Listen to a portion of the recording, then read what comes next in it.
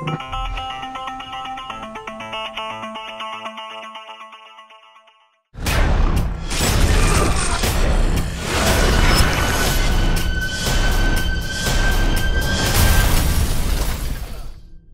part of the gameplay have you improved most since the first Evil Within? And is there anything that has been altogether changed? You have much more options this time. You know, we have obviously the sneak elements there. With bigger stages, there's more options to run away, and fighting is always that option. So it really leaves it up to you as the player to how you want to play, and you have to gauge the situation and how you're going to respond to it. But Sebastian actually has a tool now that can kind of help him navigate this world, and that is the communicator device. What does the communicator device allow him to do? So, like you saw in the trailer, it's a communication device for him to stay in touch with Kidman, who's outside in the real world. But because of how STEM is sort of collapsing and in this state, it can respond to things that have happened within this world. So in the game, we call them sort of resonances or residual memories. So you can see things or chase down things that have happened in the past, and that can lead you to other objectives or to find items, or it could even be something terrible waiting for you.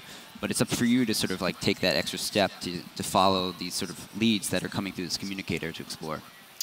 Right. And in the first game, you were sort of pushed through a particular path, and in this one, the communicator allows you to have several different pathways that you could opt to take. Is there something in here that could also appeal to an action fan, or is it pure horror? So action fans will not be disappointed, but also sort of people who like slower-paced horror will also find a game that they can enjoy.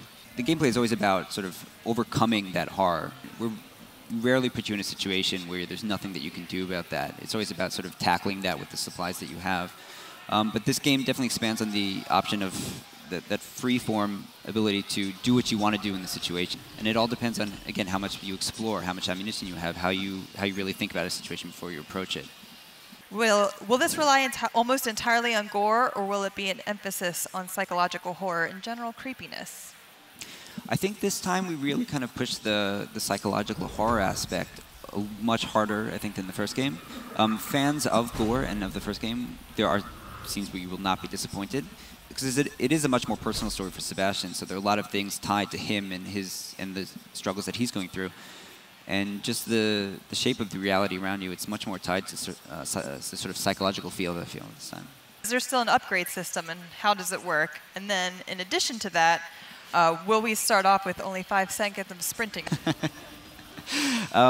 Yes, there will be an upgrade system in this game as well. And we're not going to announce exactly what they are yet, but it's not just parameter upgrades. We have some abilities that you can unlock and sort of customize how you play a little bit. And as far as 5 seconds of stamina, I think we upped it to 6. No. But it's definitely still something you need to be concerned about when you play. But you've got to have that in. You have to have that stress, that additional stressor on top of everything else. It's like, I'm running out of breath. What am I doing here? Ultimately, that's what humanizes Sebastian and makes him a cool character that we can play. Yeah, whatever, he's pretty roughed up, though. So. Yeah, I mean.